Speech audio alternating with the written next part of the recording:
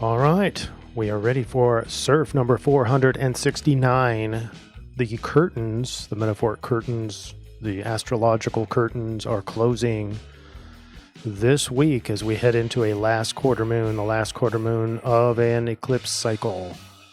We're talking about the energies from September 11th to September 19th, 2025. Cut the music and let's get started. First of all, comments. Because I'm recording this early, I don't know who's going to win the comments this week. So TBD next week. And next week is probably the biggest energy week ever. So September 15th, that report will be coming out Monday, September 15th. Need to be there. We have, yes, the solar eclipse. But when you're talking about 4 or 5 planets, like powerful planets moving signs as the backdrop to a week, that's in big energy. But even then, we have one of the tightest grand trine I have ever seen in my existence that week as well. So just a couple days after the eclipse, and then the eclipse will have that grand trine in it. So anyway, next week, big week. This week, the curtains are closing, and next week it's like shifty shift, and it's going to be on the Virgo Pisces paradigm or axis. Okay, and this week it starts. This week, we have been seeing the axis all along, right? With the Pisces eclipse, the Pisces full moon lunar eclipse. It was there, obviously, the big and bold, the two biggest planets in astrology, sun and moon, on opposite ends, in a eclipse sort of a setup. So extra continuum, extra axis. So we have the north and south nodes, and this week we'll have even more. We've got Mercury entering the mix, Saturn. So big continuum re-unlocked, and we're going to unlock it, and it's going to stay, this axis, Pisces Virgo axis, is going to stay lit up through the eclipse. And therefore, then we have a kite and the grand air trine, like da da da da da da. There's a lot happening, and this is the preliminary to it, the games. This is the closing of the old act from Aries, the Aries eclipse cycle, and we're going to enter into a Virgo cycle. But right now, the last of the last quarter moon. Right now, we're in between eclipses. But the last eclipse was part of the other cycle. So the new cycle begins on September 21st. That report will be out on September 15th, so don't miss that one. Now, one thing I will show is the next eclipse cycle. So this starts on September 21st, is in Virgo, and it's a shorter cycle than we saw with the Aries cycle. So like 6 months here. Now we're looking at more like 5 months. But we still have a series of new moons, series of full moons, and these are sub-cycles that support and help you evolve your Virgo-ness. This cycle is going to be about details and what's important to you, and self-care and routines, and making sure your routines are tip-top shape. Okay, by February 17th, 2026. All right, so now let's get into this week. So all slow planets are now in retrograde. So that includes Pluto, Neptune, Uranus, and Saturn, all in retrograde. That's sort of that same closing of the curtains vibe. Then we also have a Mercury Cazimi, and we have a last quarter moon. We're in between eclipses. The energy graph here is, I'm going to call it conscious co-creating. The conscious part is Virgo, and the co-creating is togetherness from Pisces. I'm calling it conscious co-creating. And we start with this Shazam, you've got Mercury Cazimi over the South Node in Virgo, and that's what really pumps this side.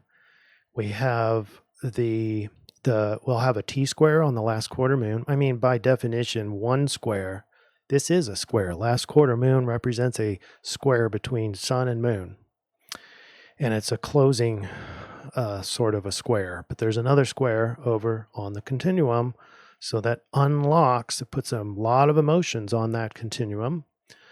And then we just have the Virgo Pisces continuum from then on into past the next eclipse.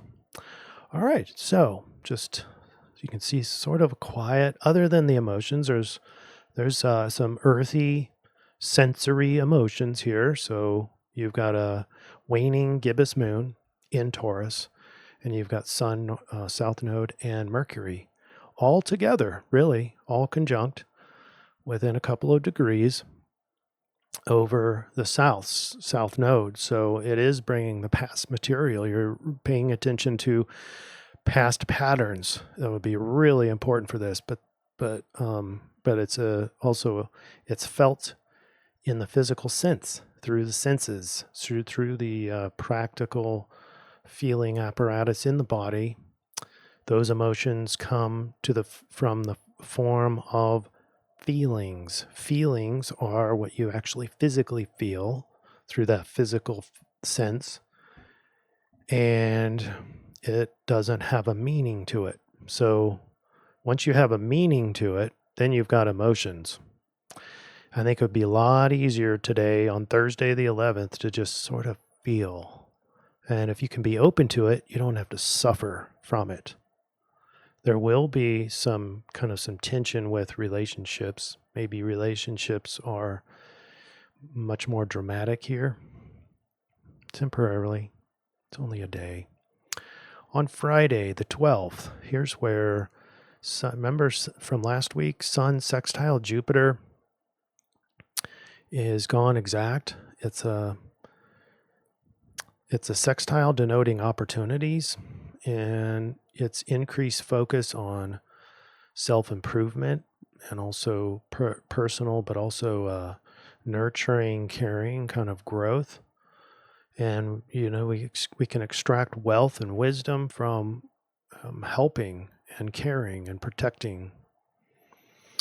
Imagine a cozy, well-organized home that serves as a sanctuary for personal development.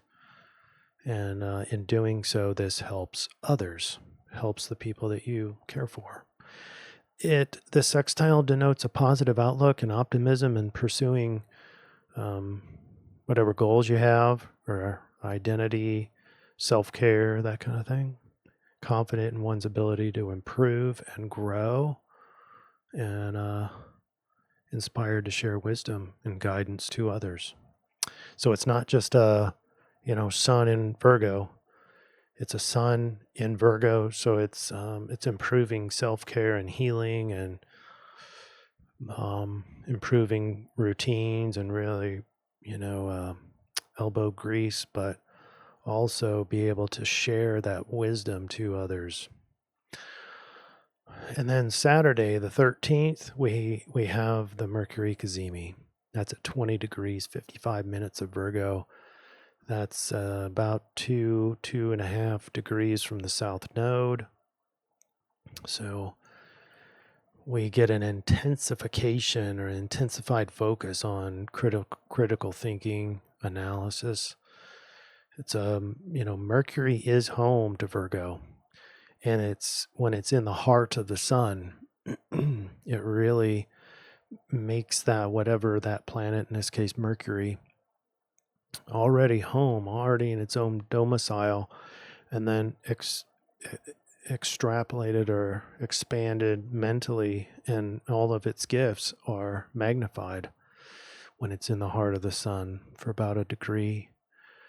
So imagine a detective meticulously reviewing old case files, seeking to uncover overlooked clues, things that you missed before, looking for patterns and details. And that's especially important as we head into the eclipse, starting of a new cycle, And the sun in this case and Mercury are over the south node. So we are looking into the past naturally, paying attention. The collective is paying attention. They're looking at what is happening now, and that encourages them to look into the past, into hindsight, to look for details that I missed before. So you might feel challenged to let go of outdated or limiting thought patterns. You might be feeling like striving to break free from overly critical or perfectionistic tendencies. All right, Sunday, here's where the curtains are physically closing. Then you see that T-square that energetically just puts much more emphasis on this continuum, the continuum from Virgo to Pisces. And it's more than just the nodes, but the nodes are there and they matter because they denote where the eclipses are going to take place. We just had the Pisces full moon lunar eclipse, now heading into the full moon lunar eclipse. Now we're heading to the solar eclipse. Last quarter moon between eclipses. Monday the 15th. This is where the grand trine begins. And because we have the grand trine, you can see the axis is opening, strengthening. And we have the mini grand trine down here. So we have the kite again. Now, what's interesting is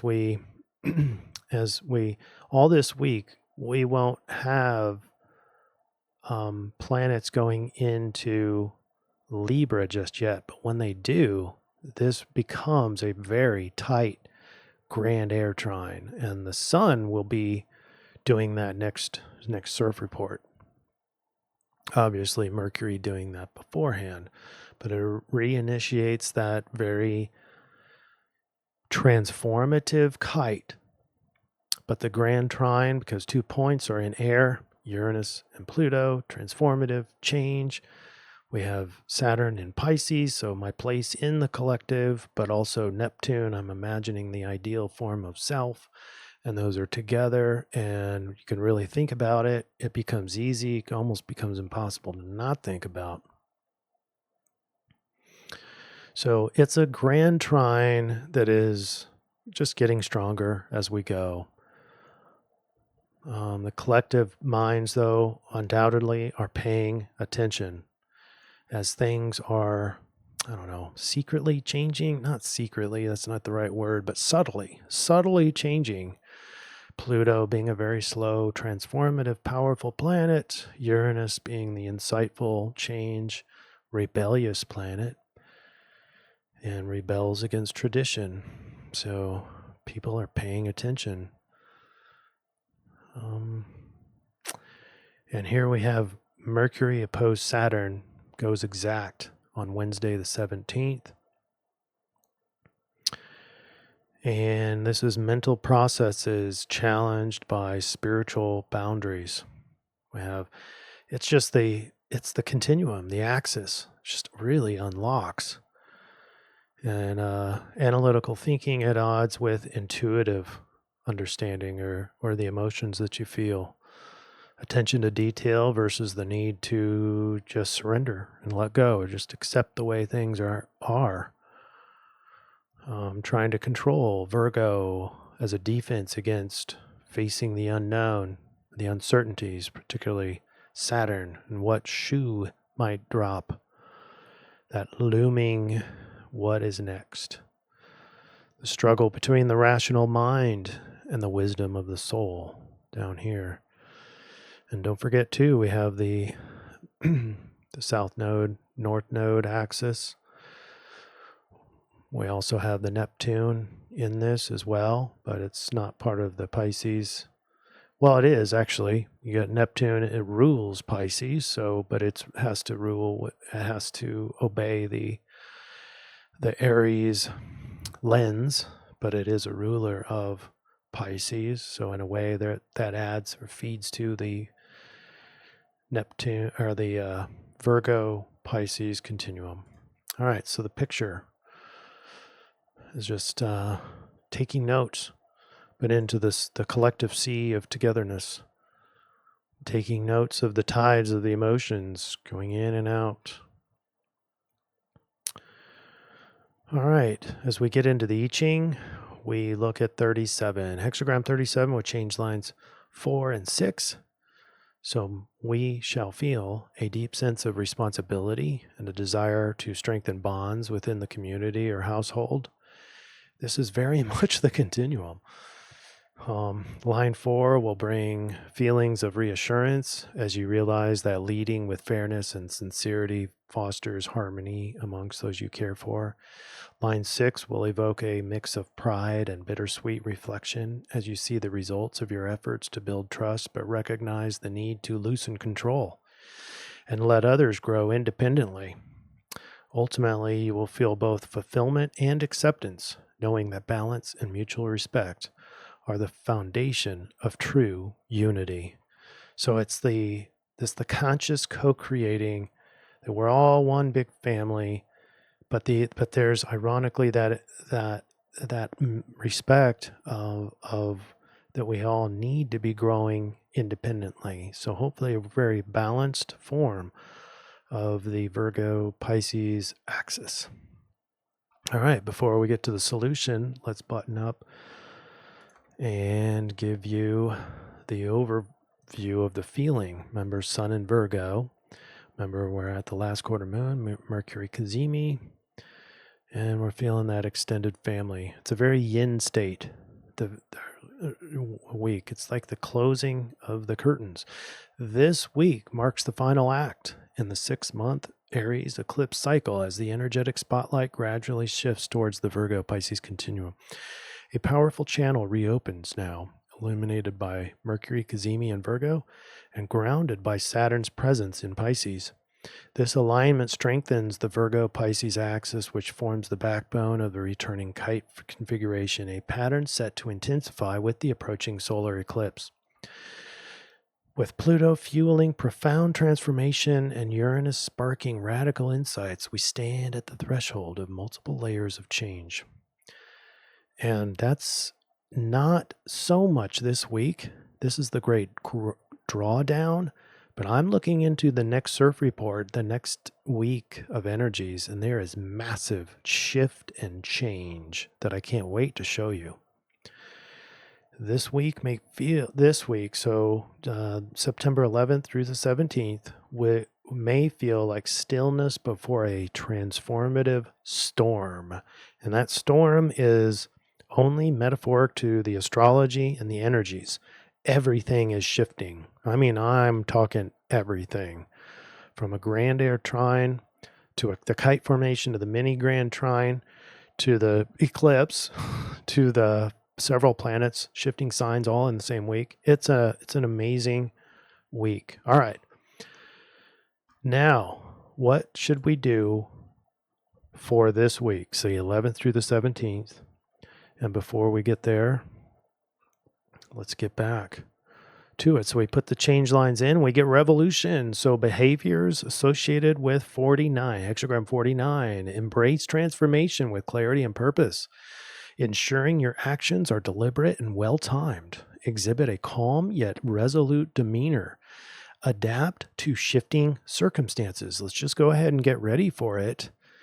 If this week is about the closing of the curtains, then therefore we know that something unknown is happening, right? Shifting is happening. So let's just, even if it's just astrology, we have a new moon eclipse coming up. So thereby, boom, big transformations happening over the course of that cycle. So get ready now, discarding outdated patterns while maintaining integrity and fairness. And remember last week, the eclipse, the full moon eclipse, profoundly, it unlocked this need to look at your old routines, old patterns, and see which of those need to be brought into whatever is coming next, whatever the new paradigm is. So you want to list those out. You want to identify those values, and then also the traditions or the habits or the routines that should be just sort of just left behind as we close the curtain Here's the time to let it go. Your behavior will, on 49, reflect courage and decisiveness as you recognize that true progress requires bold yet responsible action. Now, for this chart, we are choosing Saturn, and this is the tightest point because it unlocks that continuum, like unlike any of the other alignments. But also, Saturn just happens to be in the same line starting on Friday. So Friday, whoops. Oh, well. There we go. Got too excited. So let's go back up here real quick.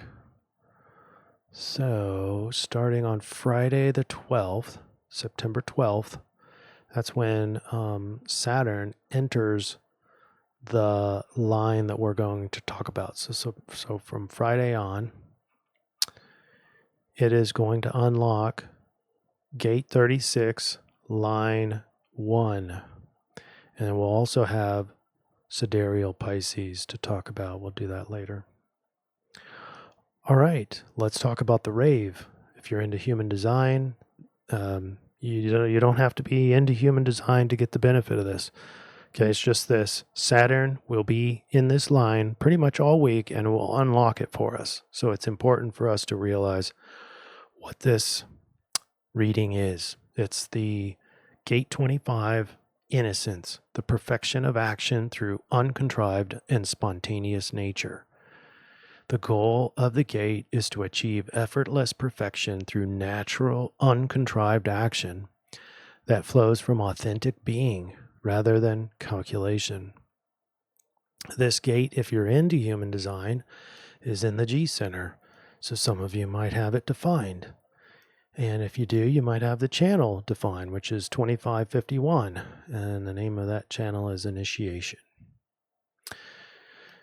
But for here, the line is 1, selfishness, motiveless action, the universalization of activity, psychic attunement that has its own reward, the potential for centering through attunement to challenges.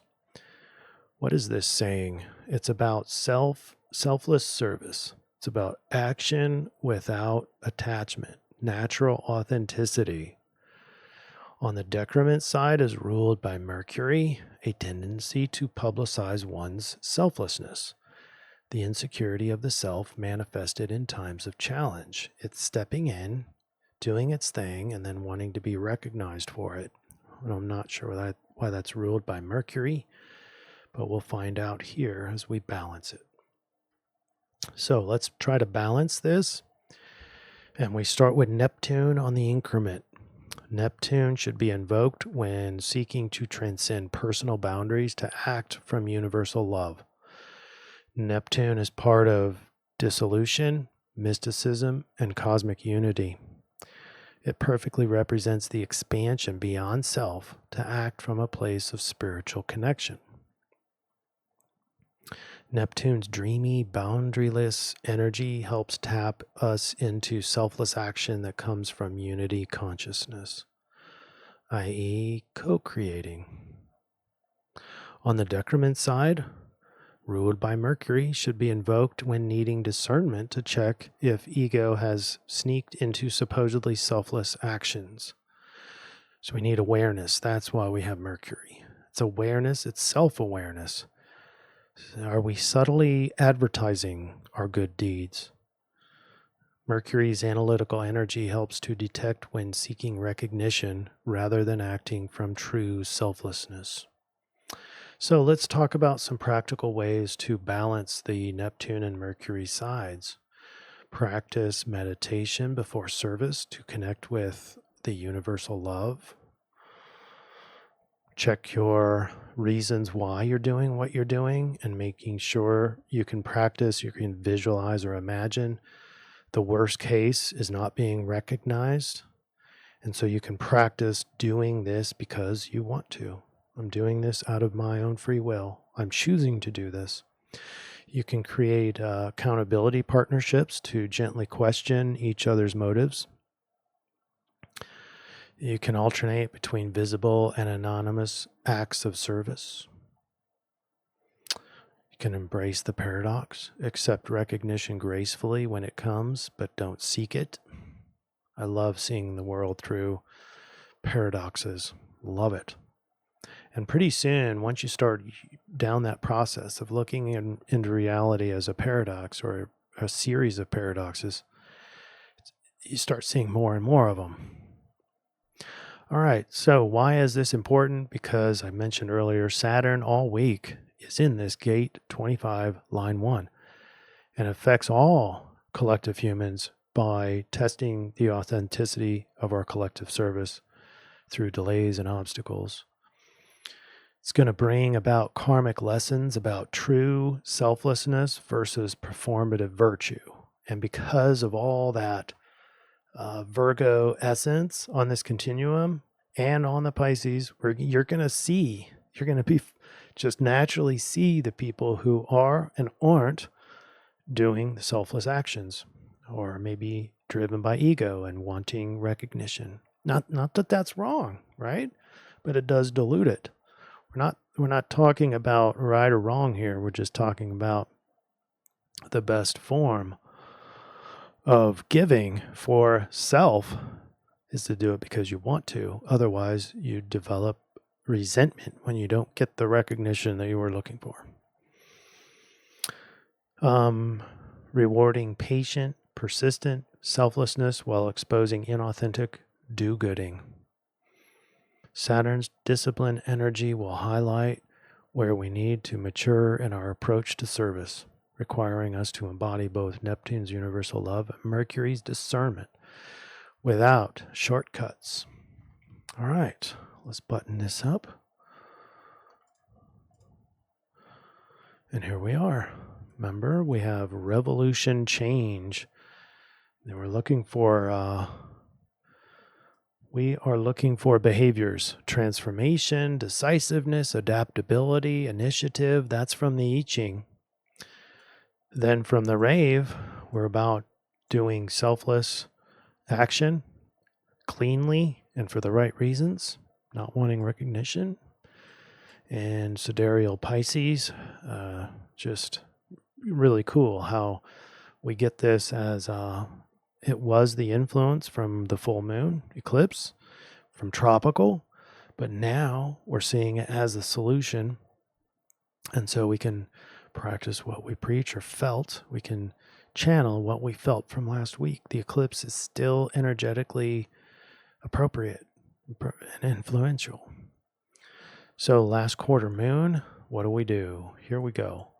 Number one, while energies are winding down and turning inward, remember that the true revolution starts with realizing that we are all humans, all vulnerable to suffering, all learning from life's lessons.